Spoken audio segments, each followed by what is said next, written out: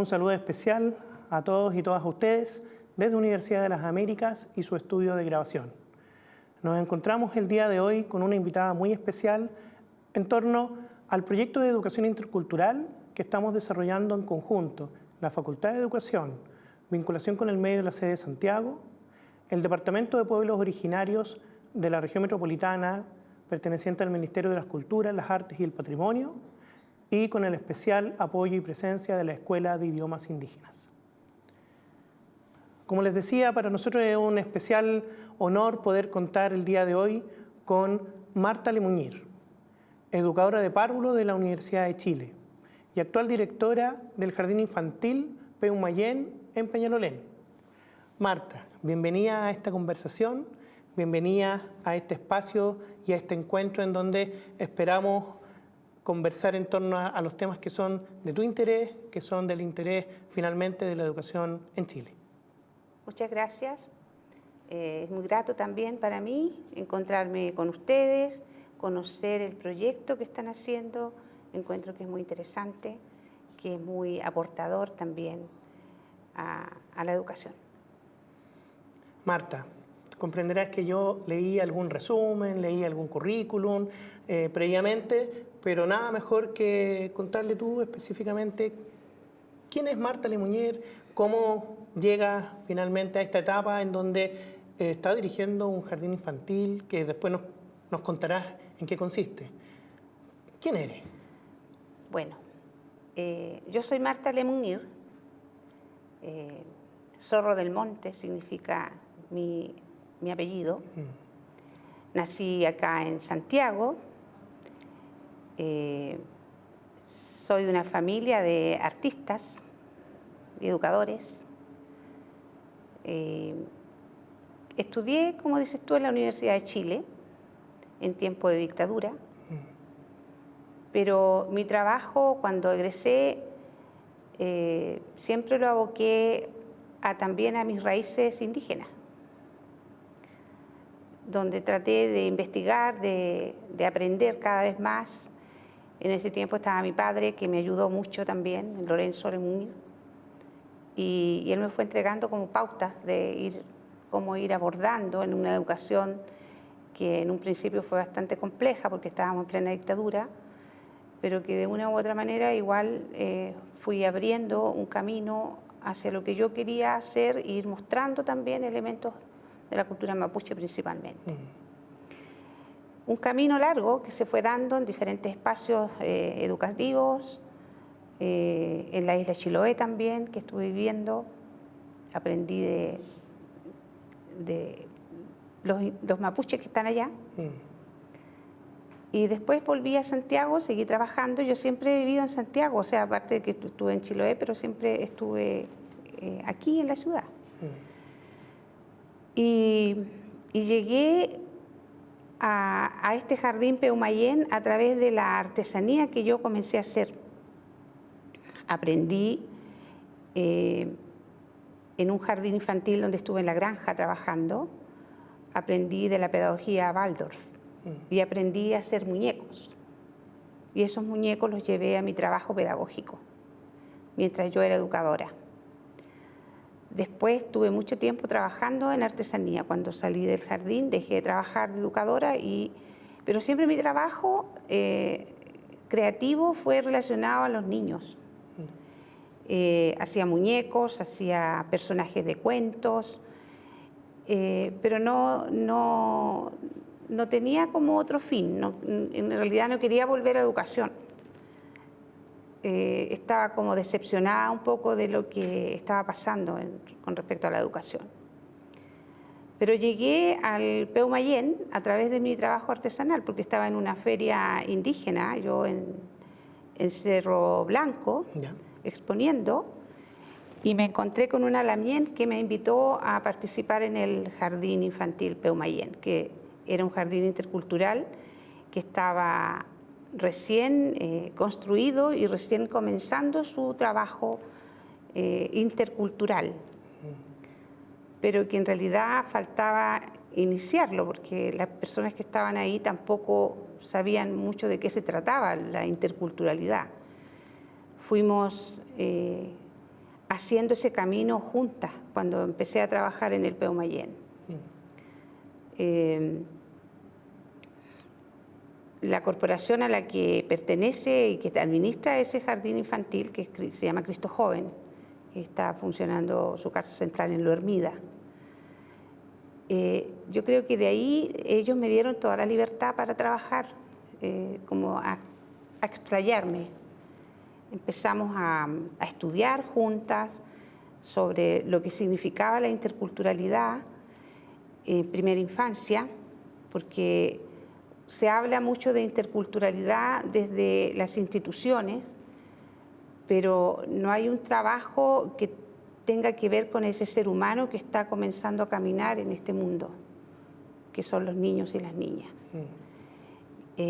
Ese ser humano que es sensible, que está abierto, que tiene mucha magia, que cree en todo.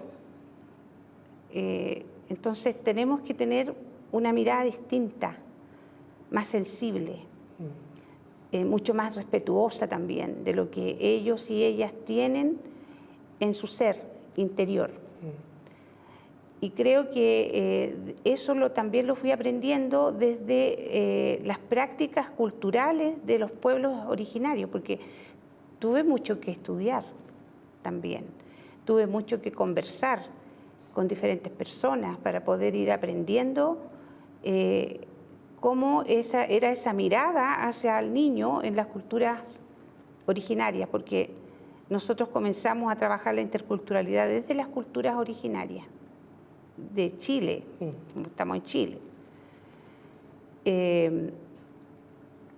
Y desde mi propia infancia, desde mis propios recuerdos también, cómo yo vi a mi familia mapuche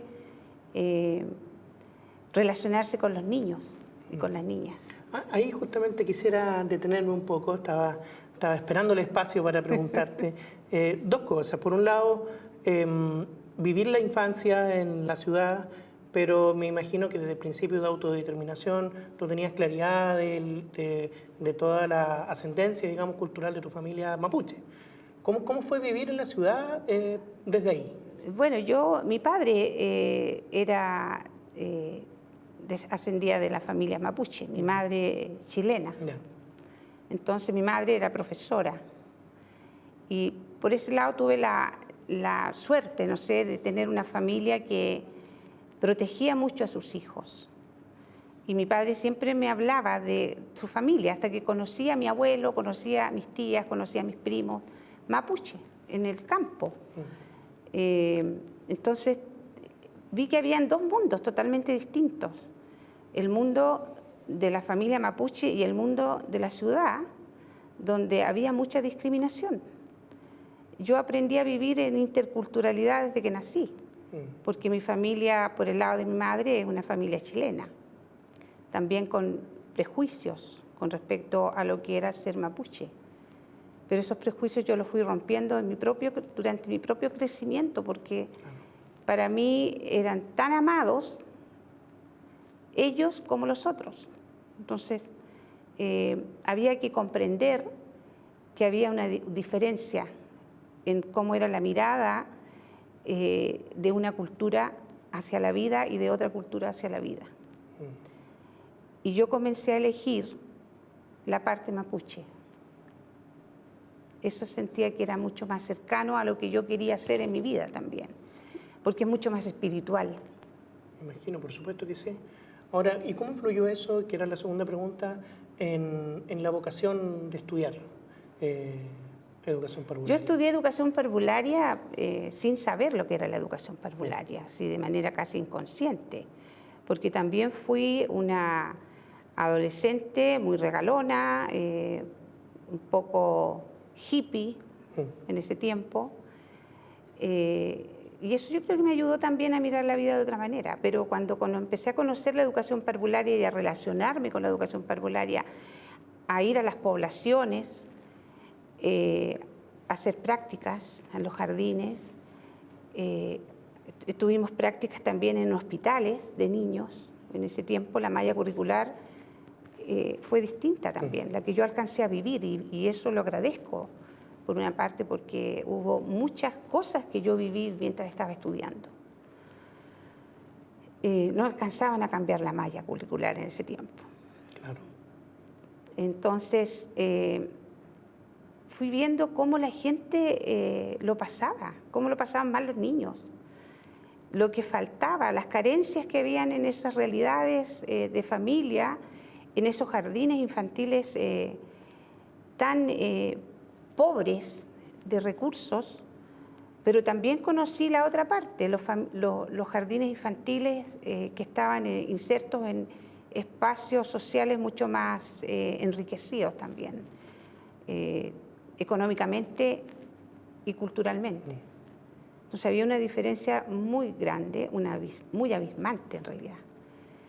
Y cuando egresé, tuve la oportunidad de trabajar en espacios, en jardines infantiles particulares, pero al final accedí siempre por lo otro, trabajar más cercana a la gente. Porque ahí había también muchos niños mapuche y que no lo pasaban bien, mucha discriminación. Entonces, por ese lado fui haciendo un camino, quizás un poco inconsciente, pero siento que estuvo bien el camino que elegí. ¿Sí? Ahora, qué bueno escuchar eso. Con ese camino, sin lugar a dudas, se ha forjado esta trayectoria ya de varios años en el área de la educación, pero quisiera volver un poco a lo que tú también mencionabas, que fue tan importante, ¿cierto? Que fue el desarrollo de ciertas habilidades, ciertas destrezas más también artísticas, creativas. Entonces, ¿cómo logras congeniar eso? Esa decepción que mencionabas en algún minuto con la educación, que te lleva creativamente a otros espacios, pero finalmente, por lo que visualizo acá, terminan uniéndose nuevamente. Sí, sí. Bueno, desde niña tuve la oportunidad de desarrollar mucho la habilidad manual, porque como no había televisión en mi casa, hacíamos cosas en el patio, jugando, y siempre estábamos ocupando las manos, con barro, con lo que fuera, inventando cosas. Y cuando aprendí a hacer muñecas, yo como que me volé, me encantó. Era como reencontrarme con mi niñez. Entonces comencé a hacer muñecas para los niños con los que yo trabajaba en un jardín infantil en la granja que se llamaba Solcito. ¿Ya? Ese jardín también estaba financiado por una institución alemana, entonces era un jardín comunitario. ¿Ya? Y donde podíamos hacer todo lo que en el fondo se nos ocurría, porque la idea era entregar, mientras más cosas entregábamos a los niños, más experiencias de aprendizaje, mejor. Tenía una mirada distinta también de la educación. Ahí empecé a hacer los muñecos, ahí empecé a hacer relatos, a hacer teatro de mesa. Aprendí lo del teatro de mesa, pero en pequeño, en la sala, con mis niños, a contarles historias y ir haciendo los personajes de las historias, de los cuentos, en vellón, con lana de oveja y materiales naturales en realidad. Cuando eso terminó, en ese tiempo del jardín, yo me dediqué a hacer artesanía. Yeah. Y seguí haciendo muñecos porque no había qué hacer, cómo hacer pasarme la vida y cómo ganarme la vida también, porque dejé de trabajar en educación parvularia durante varios años. Formamos con un grupo de amigos y mi familia también una agrupación de artesanos, una agrupación gremial de artesanos. Yeah. Trabajamos con el Consejo de la Cultura. Fuimos una asociación que fue validada por el Consejo de la Cultura, con el Consejo de la Cultura para reconocer artesanos y certificarlos. Eso tuvo que haber sido un incentivo importante. Claro, trabajamos con Cercotec, con FOSIS, teníamos una feria, hicimos un montón de cosas. Así como, yo decía, pero qué rico igual el conocer el otro mundo, el mundo de los artistas. Participamos en un montón de agrupaciones que se hacían y de proyectos que había como para poder apoyar a los emprendedores, porque le pusieron ese nombre a los artesanos, y yo decía, son artistas. ¿Por qué le dicen emprendedores? ¿Por qué le dicen microempresarios? Son artistas que tienen miedo de esa palabra. Somos artistas. Pasó eso, entonces, en todo ese trabajo de creaciones, de feria, de ventas y de artesanía, surgió de repente, apareció el Peumayén en mi camino. Y dije, ya, pues voy a volver entonces, porque como no hay nada todavía instalado en este jardín, yo voy a... Para mí es más interesante porque puedo crear. Eso, disculpa, ¿en qué año fue? En el año 2011. 2011. En ese año empecé a trabajar de nuevo como educadora de párvulos.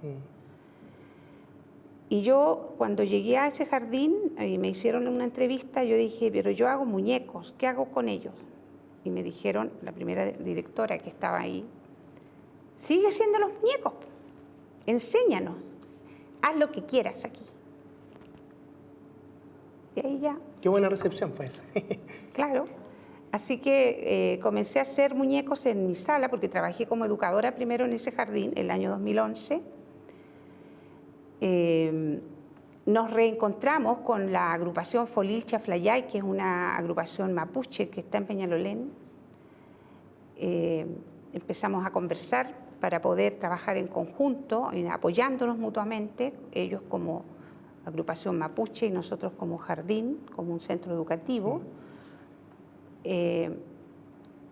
Y ahí se fue dando todo, pues empecé a enseñarle a hacer muñecos a mis compañeras, empezamos a hacer más experiencias de aprendizaje que tuvieran sentido para la vida, como hacer pan con los niños, como cortar la fruta, como ordenar, como hacer vellón, hacer fieltro, y todo lo que uno hace como experiencias también en la casa. ¿Por qué? Porque los niños y las niñas que van a los jardines, sobre todo estos jardines públicos, porque este jardín es un jardín público, que es vía transferencia de fondos Junji. Perfecto. Entonces, están todo el día en el jardín infantil, desde la mañana hasta las 4:30 o hasta las 7 de la tarde a veces. Claro. Entonces, prácticamente no tienen experiencias de hogar, porque sus padres están trabajando. Y muchas de las familias que llegan a estos jardines son familias que viven en un ambiente social muy empobrecido, que no tienen recursos, a veces viven en piezas. Entonces hay muchas familias que vienen desde fuera de Chile y llegan a vivir donde pueden vivir nomás. Entonces esos niños lo que tienen es un espacio muy reducido, mucha televisión encima, mucho aparato electrónico y no tienen experiencias de vida.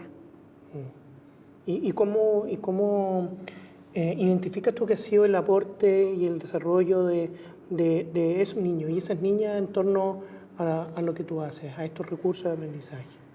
Ay, estos niños son maravillosos. Este jardín tiene 208 niños. Es un jardín grande, tiene sala cuna hasta alrededor de 5 años, nivel medio heterogéneo. Medio heterogéneo, claro. Claro, entonces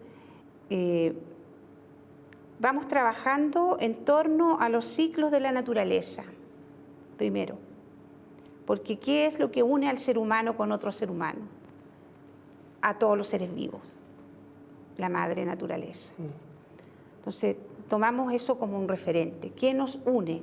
Si habemos tantos distintos acá, pero ¿qué nos une? Es la naturaleza. Entonces ese es como nuestro trabajo principal. ¿Y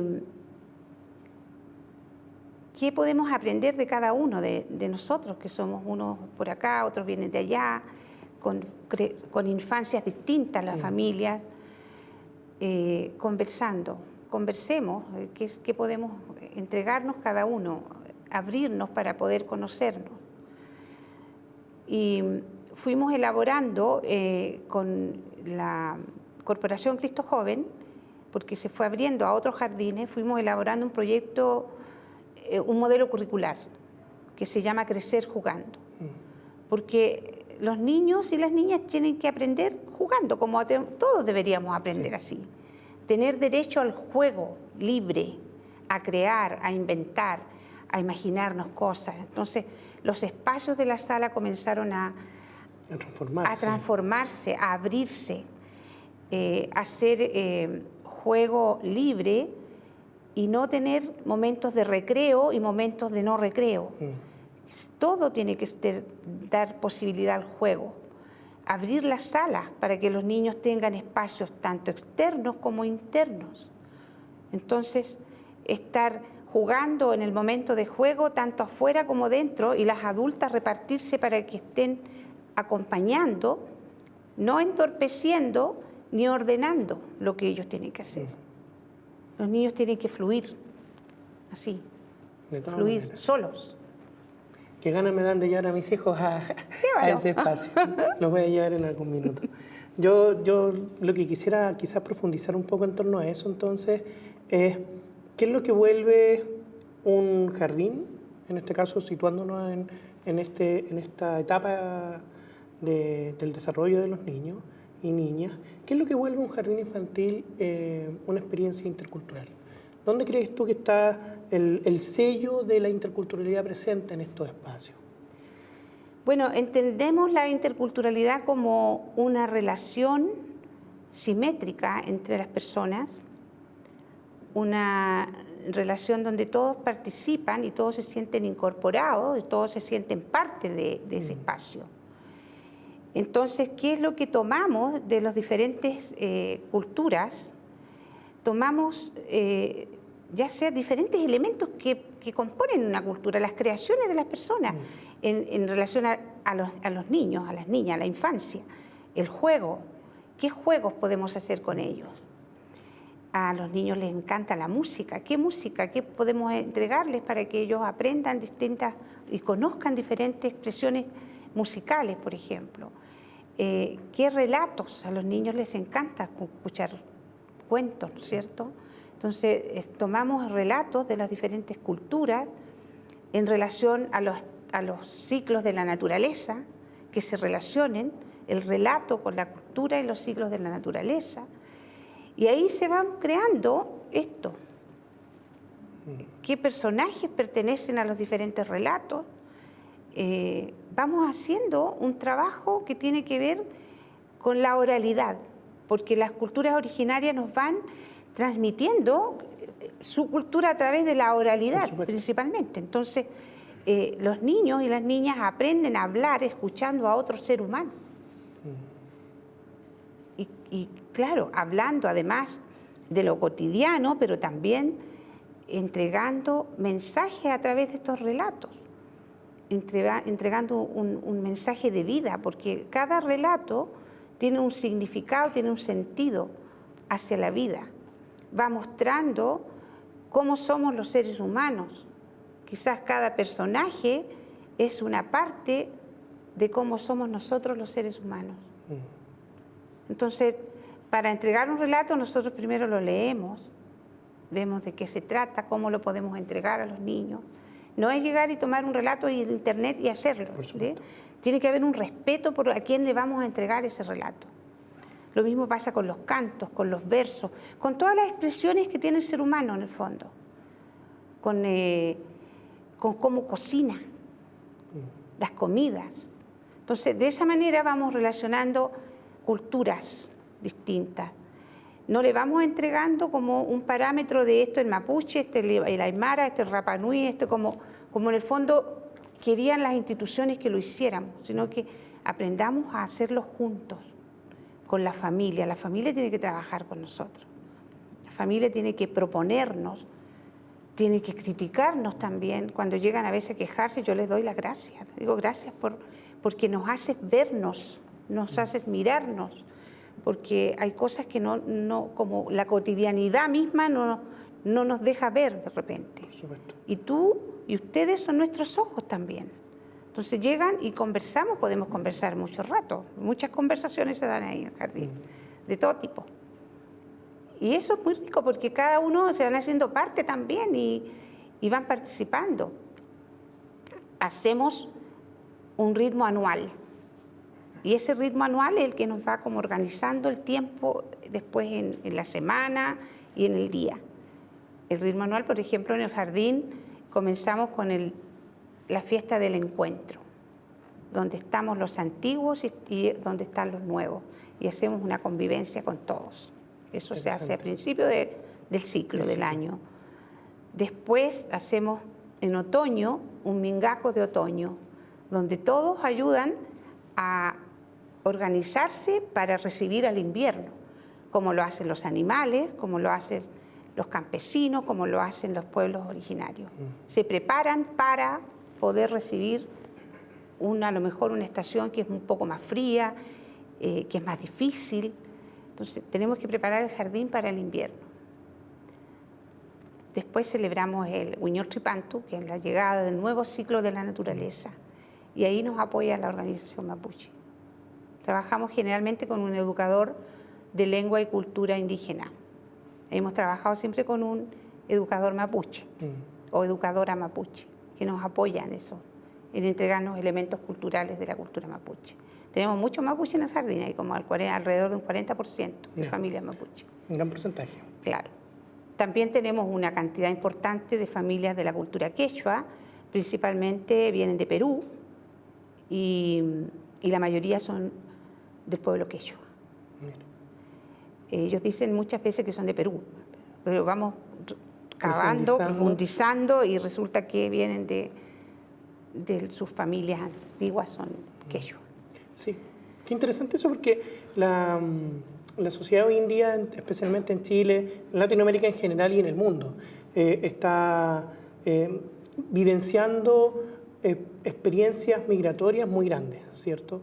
Hay movimientos, hay flujos que de una u otra forma van enriqueciendo culturalmente todo nuestro territorio. Y eso también sucede al interior del aula de clase. Claro, claro, y la mayoría de las familias que emigran, por lo menos que han llegado a nuestro centro educativo, pertenecen a pueblos indígenas de distintas partes de Latinoamérica y afrodescendientes. Afrodescendientes que a lo mejor no vienen como los afrodescendientes que están llegando, que vienen de Haití, que vienen de Colombia, son afrodescendientes que ya llevan mucho tiempo viviendo en ese espacio, pero que tienen raíces africanas. Claro. Y que se han ido mezclando también con indígenas de acá, con pueblos originarios de acá. Entonces, hay una variedad enorme de expresiones culturales, de sabiduría que uno tiene que conocer. Y nosotros estamos en ese proceso de ir conociéndonos, de ir desarrollando una interculturalidad más crítica quizás, que venga desde la gente, no desde el Estado, no desde las instituciones mismas que nos dicen lo que tenemos que hacer. O sea, yo creo que tiene que darnos la libertad de poder ir desarrollando una relación intercultural desde las bases, desde las familias que están ahí. Que permita el encuentro. Participando, claro. Claro, de las cosmovisiones. Entonces vamos desarrollando varias actividades durante el año. Ahora en agosto, por ejemplo, comenzamos desde el año pasado a hacer el encuentro andino y afrodescendiente en el jardín, con apoyo de personas que pertenecen a diferentes culturas, con las mismas familias que nos van entregando las pautas de cómo ir haciéndolo, donde ellos mismos se van realizando sus propias expresiones, sus propias danzas, lo que ellos quieran hacen, y sus comidas. Y ahí queda la escoba, porque felices mostrando lo que ellos saben hacer. Y compramos entre todos los ingredientes y ellos los mismos los preparan y hacemos una muestra gastronómica. Ha sido muy lindo. República Dominicana este año nos mostró sus danzas y su alegría, su energía impresionante. Hoy día tuvimos un encuentro con un dominicano que decía, nosotros somos muy alegres, somos felices. Y así pues vamos haciendo ese camino. Después celebramos la primavera, celebramos la fiesta de los pueblos en octubre, el solsticio de verano en diciembre. Dejamos de celebrar las fiestas patrias. Entiendo. ¿Me entiendes? nunca, o sea, en realidad nunca lo celebramos en el jardín, pero sí hacemos esta fiesta de los pueblos. Claro. No celebramos la Navidad, porque eso lo tiene que hacer cada familia como lo sienta. Y si no lo siente y no lo celebra, es cosa de ellos. Cada uno tiene, porque la religión es distinto a la espiritualidad. La espiritualidad yo creo que nos pertenece a todos, a cada uno. Y la religión es algo como más organizado, más establecido, no sé. Entonces, desde esa manera nos vamos liberando de un montón como de normas que han estado marcando la educación en Chile, y bueno, la educación parvularia también le tocó bastante. Sí. Entonces, yo soy educadora de párvulos y yo velo porque esos niños y esas niñas que están en nuestro centro, en el centro educativo que yo dirijo, tengan la oportunidad de fluir. Y las familias también, de sentir que ellos también tienen mucha parte que hay que escuchar a la familia. A mí me atormenta cuando nuestros niños que salen del jardín se van a las escuelas públicas, porque ellos recién van a pre-kinder y a kinder y ya están escolarizados. Y siento que ahí hay un debe que tiene que tener también el Estado. Sí, ahí te iba a preguntar eso justamente, ¿cómo convive? ¿Cómo convive un proyecto, digamos, con tanto sentido, con tanta profundidad como lo es? Esa es nuestra parte más difícil, porque la escuela como que no mira a los que llegan y los que llegan, lo que traen los que llegan. Los niños desde que nacen nos están enseñando cosas, desde que nacen. Entonces uno tiene que mirar qué es lo que ellos traen, porque ellos traen muchas experiencias. Y no tener, ellos no sé, yo creo que uno no es el centro de la atención en la educación, el maestro o la educadora.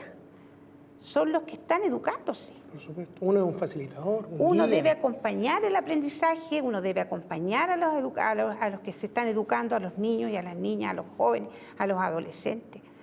Uno no tiene por qué sentir que sabe más que ellos, y ellos nos pueden enseñar mucho más. Quizás detengámonos ahí 2 segundos en el rol docente, en este rol de educadores y educadoras. A propósito que estamos justamente acá en la Universidad de las Américas, donde tanto el proyecto en el cual estamos como otros tienen están situados finalmente en la Facultad de Educación, en la formación inicial docente. ¿Qué mensajes a esa Cámara ahí le daría a nuestros futuros profesionales, a nuestros estudiantes que están preparándose para el ejercicio profesional docente futuro? Yo pienso que un educador, sea del nivel que sea, tiene que conocer muy bien la naturaleza del ser humano, cómo se desarrolla, cuáles son las características que unen a los seres humanos, pero también lo que los divide, lo que los separa, las diferencias que tienen. Porque cuando uno conoce a los niños y a las niñas de manera profunda, yo creo que ahí el educador sabe lo que tiene que hacer. Pero yo creo que el Estado también tiene que dejar que los educadores fluyan, porque si está dirigiendo todo lo que tiene que hacer una persona que está educando, un profesor, una educadora, cualquier docente, le están diciendo todo lo que tiene que hacer, no lo deja tampoco crear. Y un educador tiene que ser un creador. Un creador, porque nosotros somos creadores de la educación, como educadores, como profesores. Y tenemos que fluir también, porque nos forman en una academia, en la universidad, pero en un instituto antes también, pero eso no es todo. Uno se puede ir enriqueciendo con las mismas experiencias que incluso uno ha tenido en la vida. Y eso mismo va ayudando también a ser más empático con los estudiantes, con los niños, a entender las realidades, a ser más sensible. Pero uno tiene que fluir también como educador. hay que dejar que los adultos, los educadores también puedan desarrollar sus propias formas de entregar la educación. Yo creo que las instituciones que forman profesores y educadores en general tienen que entregar las herramientas para que esos educadores vayan cultivando su propio ser, su propio trabajo. Mira. Más que entregarle las pautas. Entiendo. ¿Me entiendes? Sí, sí. Ahora hay un hito que sin lugar a dudas yo creo que aporta mucho a la reflexión en torno a la educación preescolar, ¿cierto? Acaba de ser premiada con el Premio Nacional, ¿cierto?, de Ciencias de la Educación, una educadora de párvulos. María Victoria Peralta. Así es. ¿Qué te parece eso? Yo lo encuentro maravilloso porque que la educadora de párvulos siempre nos hemos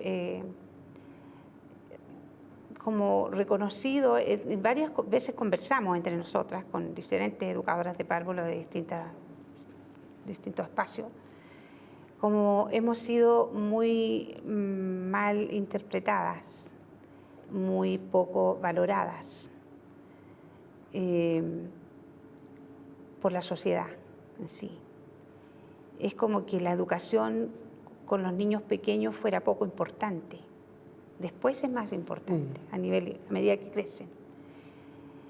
Y María Victoria Peralta yo la tuve también como maestra en algunas ocasiones. Entonces la conozco y valoro también su trabajo, su dedicación. Me alegro que ella haya sido reconocida. Quizás deberían haber más reconocidas también.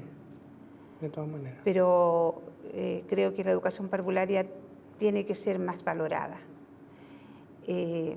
Somos las profesionales, yo siento que somos muy maltratadas por la sociedad y por el Estado. Los trabajos que tenemos son demasiado extensos.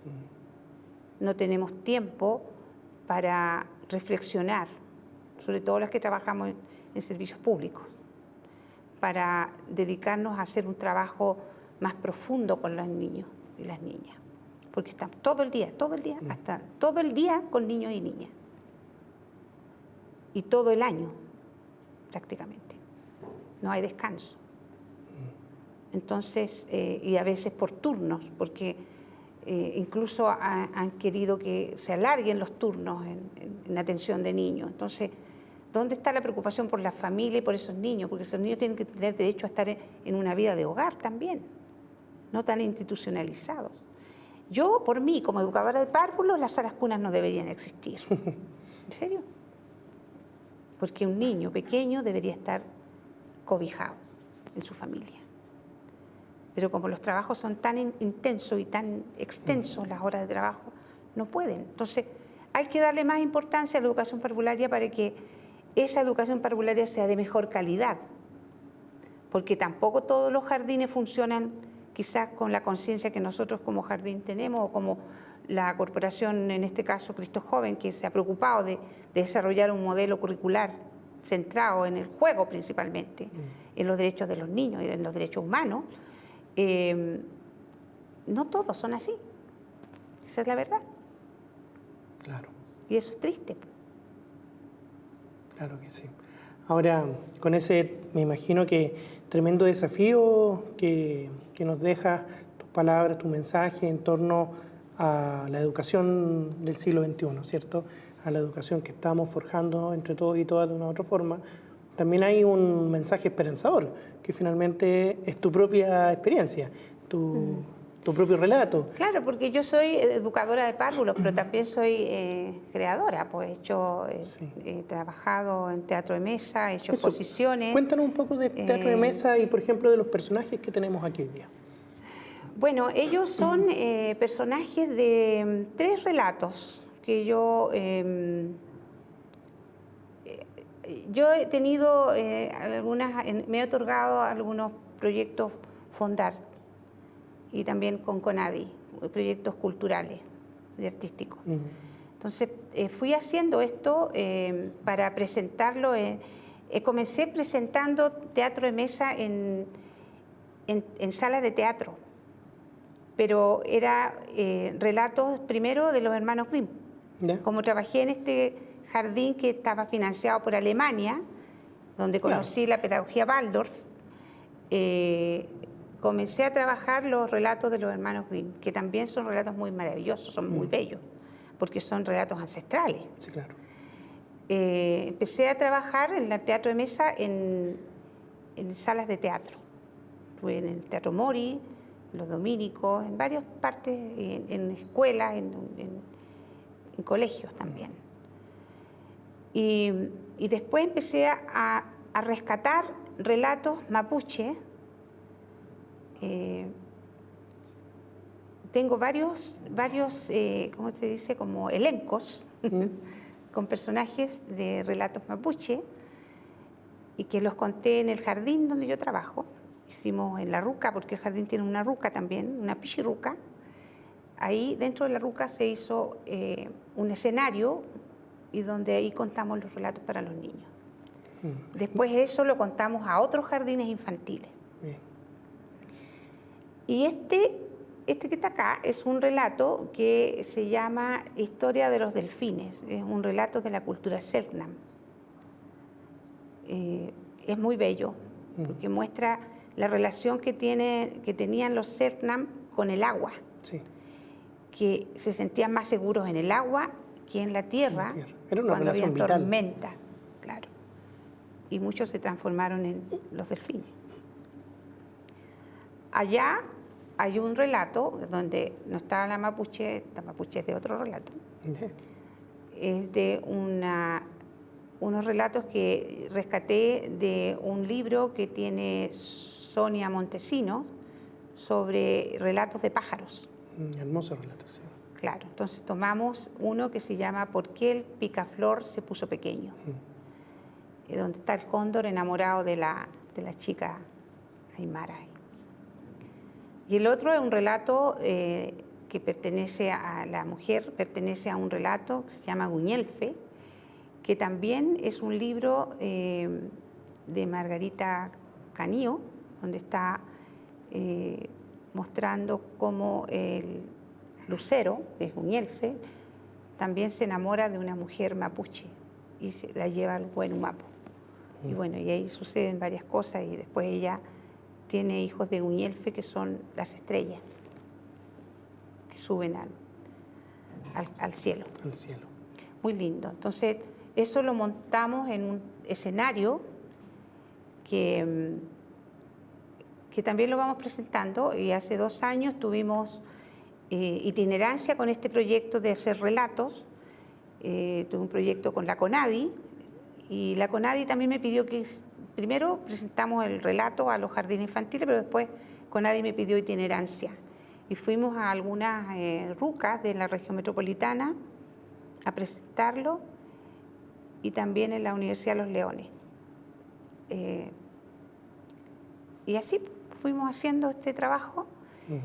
Y ahí está, la idea es seguir trabajando el teatro de mesa en diferentes espacios.